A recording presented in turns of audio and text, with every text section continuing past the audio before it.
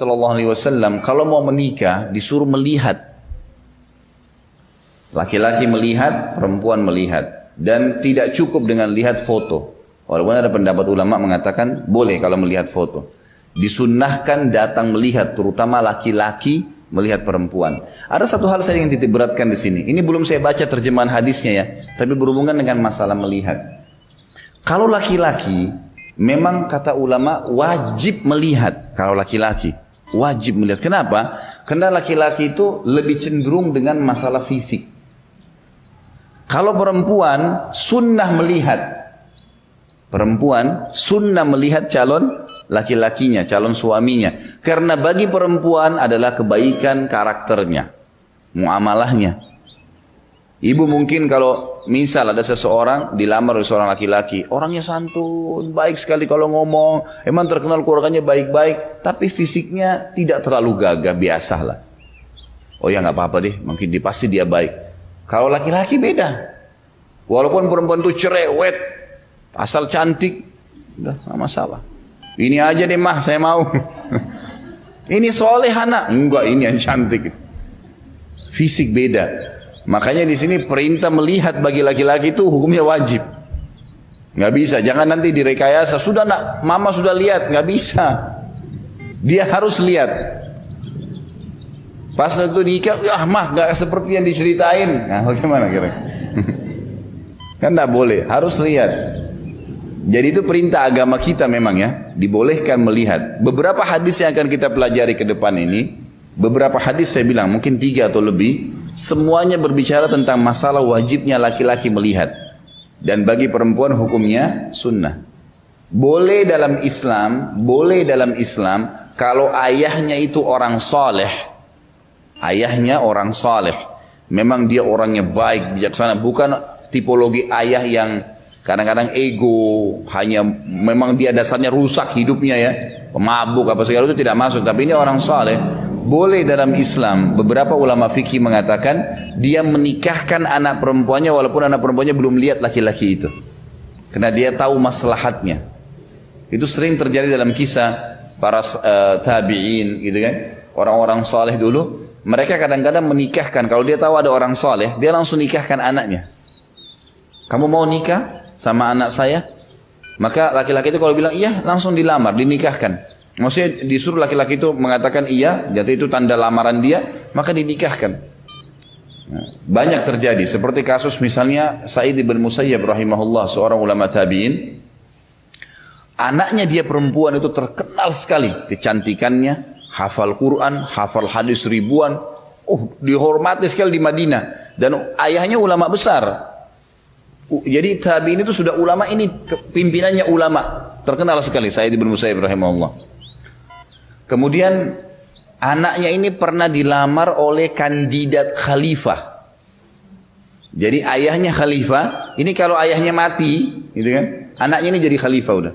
Dan ini ayahnya sudah tua, udah 90% jadi khalifah, dan memang betul jadi khalifah setelah itu, gitu kan. Melamar anak Sa'id bin Musayyab nggak diterima. Orang semua heboh, ada orang nolak. Anaknya raja, anaknya khalifah. Khalifah tahu apa, ibu-ibu sekalian? Khalifah ini bukan seperti kita presiden. Presiden itu kecil ya. Presiden itu ruang lingkupnya cuma Indonesia misalnya, Malaysia ada presidennya. Kalau khalifah enggak, semua wilayah Islam di bawah dia.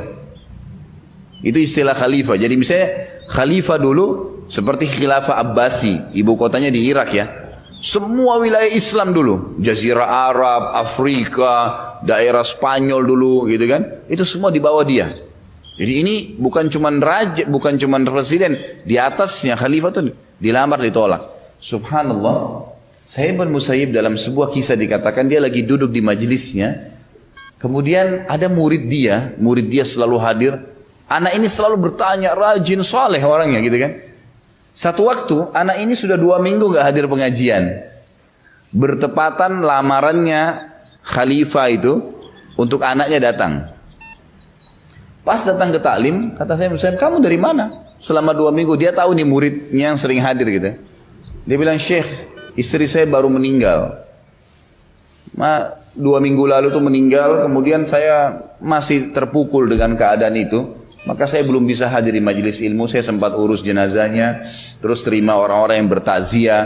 Ya, saya menyelesaikan utang-utang yang ada, wasiat, masih ada yang saya kerjakan. Jadi insya Allah mulai hari ini saya sudah bisa aktif lagi. Kata syekhnya kenapa? Kata saya, kenapa kok nggak cerita sama saya? Mungkin saya bisa bertakziah juga. Dia bilang, Syekh saya nggak mau sibukkan anda seorang alim yang mungkin sibuk dengan ilmu. Untuk apa sibuk dengan keadaan saya yang, maksudnya saya orang biasa lah gitu kan. Kata syekhnya, saya bilang, apa kau mau menikah dengan anak saya? Dia tahu ini, muridnya dia baru meninggal istrinya gitu kan. Apa kau mau nikah dengan anak saya? Kata dia, Syekh apakah anda tidak salah memilih saya? Saya sekarang seorang duda, baru istri saya meninggal gitu kan. Saya orang miskin, nggak punya apa-apa. Memang dia belum punya anak dari istrinya meninggal. Tapi saya tidak punya apa-apa. Saya hanya seorang penuntut ilmu yang hidup seperti anda tahu. Kata saya tidak ada masalah. Kalau kau mau, saya nikahkan kamu. Dia bilang, saya mau Syekh. Dia tahu siapa ini calon mertuanya gitu kan. Langsung pada saat saya panggil 2 saksi, ya disuruh dia keluarkan apa yang dia miliki dari mahar.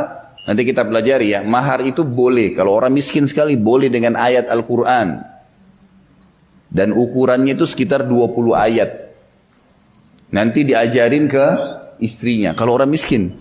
Tapi kita lihat pelajaran dari kisah ini, bagaimana Sa'id bin Musayyib jeli memilih anak mantu. Bukan dari masalah uang. Dan bisanya, ya, yang didahulukan adalah agamanya. Dan bagaimana seorang ayah dalam Islam boleh menikahkan anak perempuannya walaupun anak perempuannya tidak melihat. Asal syaratnya satu, memang orang ini ayahnya orang saleh. Memang dia tahu maslahat buat anaknya gitu kan.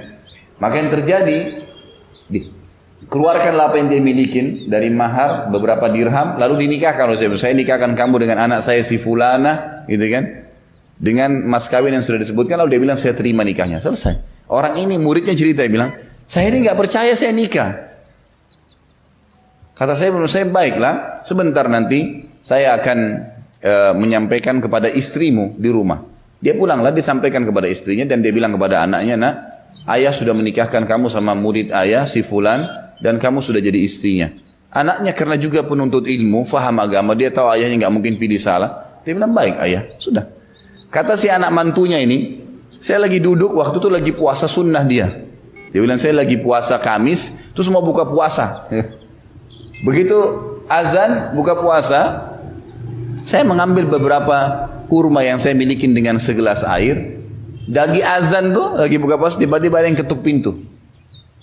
Dia bilang, saya tanya, siapa? Maghrib nih, kok ada yang ketuk pintu? Lalu yang di depan pintu bilang, saya Said.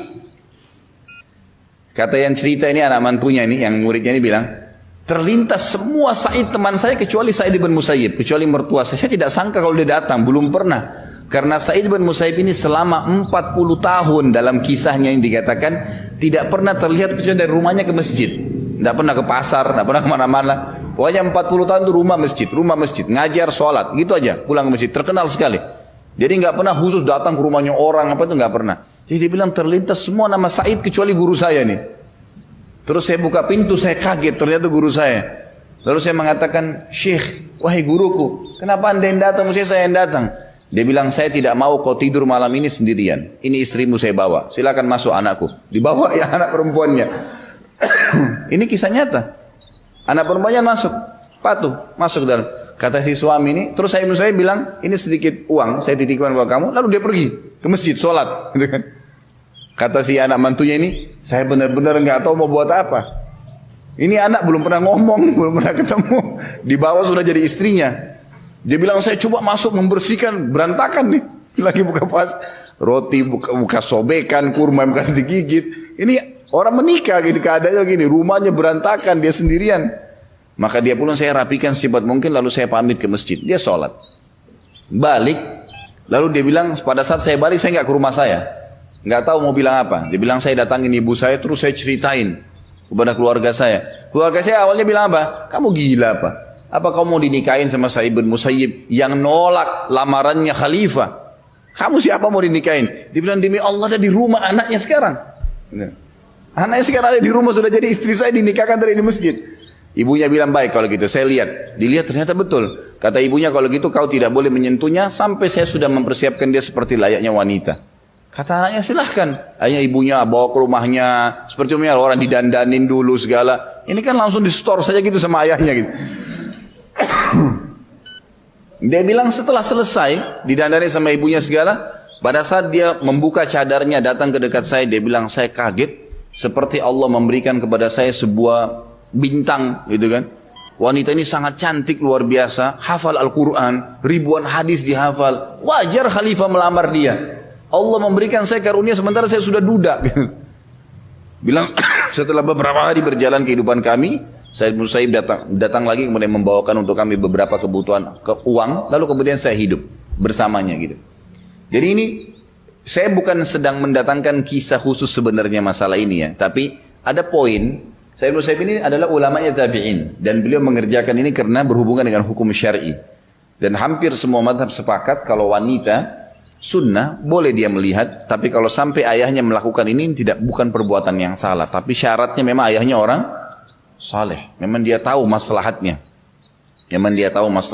Itu ada beberapa kisah berhubungan dengan masalah ini.